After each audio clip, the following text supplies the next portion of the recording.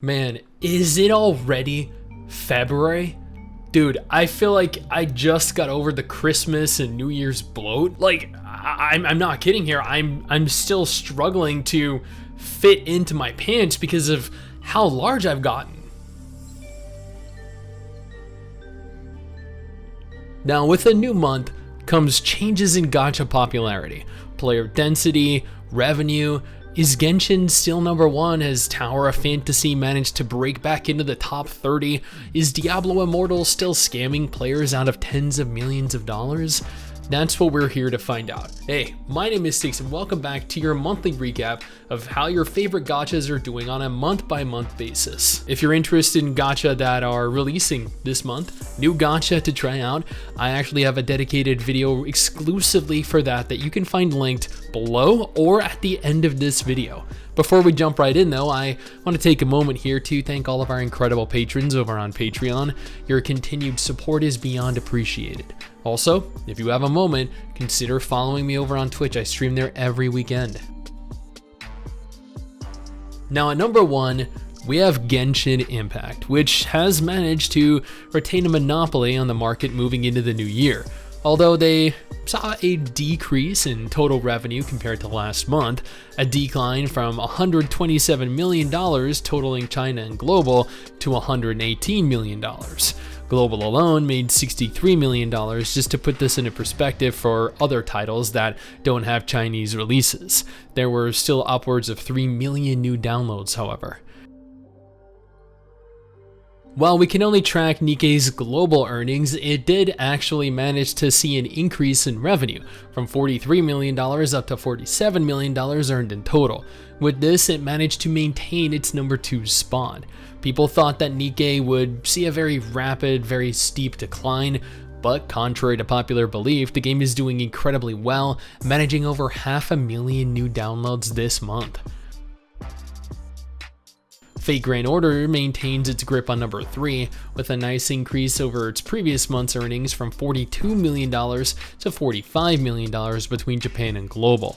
It also saw over 360,000 new downloads, a whopping increase over last month's 40,000. Musume comes in at number 4, as within Japan it continues to see incredible success, increasing from $28 million to $41 million last month.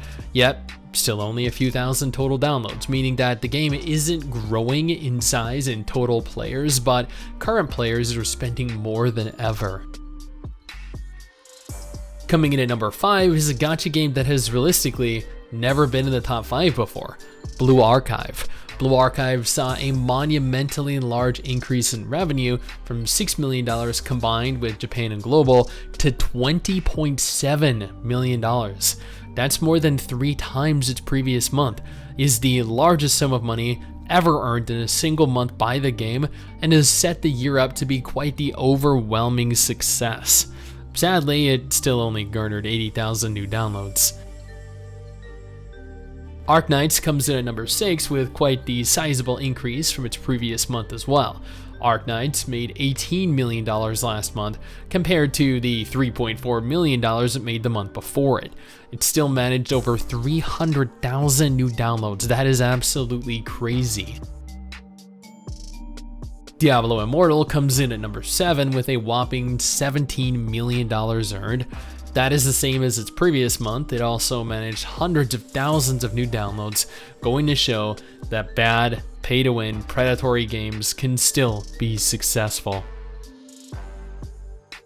Raid Shadow Legends comes in at number 8 with $17 million earned, down from its previous month's $19 million. Still, the game managed 1 million new downloads, an absolutely astonishing number given the type and the quality of game it is. Number 9 is, interestingly enough, Memento Mori, which saw an uptick in earnings from $12 million to $14 million. It also saw 300,000 new downloads, but this can be attributed to the fact that it's still technically a new game. It's only a couple months old, although it is earning a lot more than most new releases. Number 10 is Summoner's War, which managed to earn $12 million, a decline from the previous month's $14 million. Unfortunately for the game, there were only 90,000 new downloads, which is still more than half the other games in the top 50. Project Sekai manages to take number 11 with $10.9 million earned via both Japan and global. This is on par with what it made during the previous month. It also managed to accumulate over 300,000 new downloads. Coming in at number 12 is the 7 Deadly Sins Grand Cross, making a cumulative total of $10 million between global and Japan, up slightly higher than the previous month's $9 million. Interestingly, there were only 20,000 new downloads across both regions. Eversoul, which just launched last month, managed $9 million in total earnings globally, coming in at number 13. There were 1.2 million new downloads for the game, which is actually a very impressive number.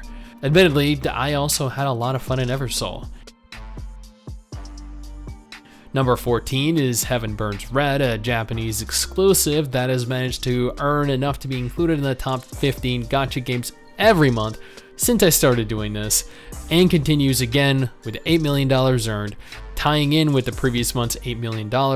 Like many Japanese exclusives, there were very few new downloads, a mere 20,000 total. And finally, at number 15 is Azure Lane, with $5.5 million earned between both Japan and global, down from the previous month, which saw $8.8 million in earnings. Azure Lane also brought in an estimated 100,000 new players. As you can see, January was quite a month for gacha games. Somehow, NIKKE continues to absolutely defy all logic and dominate the genre, which is really no surprise. Blue Archive and Arknights breaking the top 10 were quite the shocker. Punishing Grey Raven barely pulled in $2 million. Tower of Fantasy still failed to break into the top 20 and actually saw a further decline from $6 million the previous month to $4 million last month, falling into pretty obscure territory. But that's pretty much it. Now, if none of those games look like games that you'd be interested in, then no problem. I got you covered with 2 videos on screen right now that you should check out. One featuring an incredible looking new gacha releasing this year. The other, list of every gacha launching this month in February 2023.